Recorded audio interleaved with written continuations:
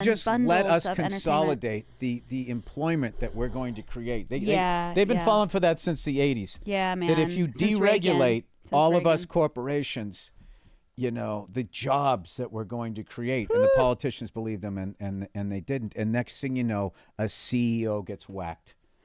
That's what happens. That is what has happened now. You know what the amazing thing about that is red and blue are on the same side.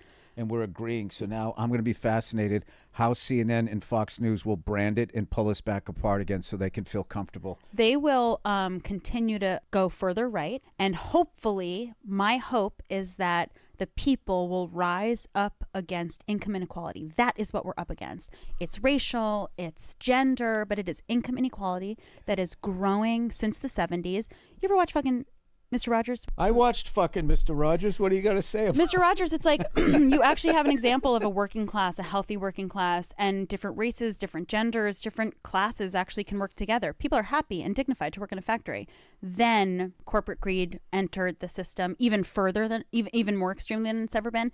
And income inequality has been growing and growing and growing. And we're at this point where it's a joke. It's a fucking joke. And we have been pitted against each other, but most people want basic human rights. I don't get why they can't just it's like, all right, you can have your infinity pool, your whores and all of that shit.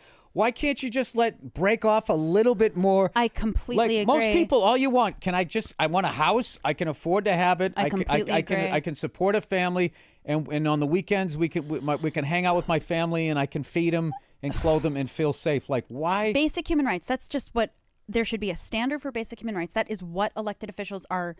That's the intention, I believe, is for civil servants to provide a basic standard of human rights and protect it. But what's happening now with a billionaire class coming in and owning a consolidation of companies, they're buying up houses. Yeah, and how about this last election? Nobody fucking talks about that.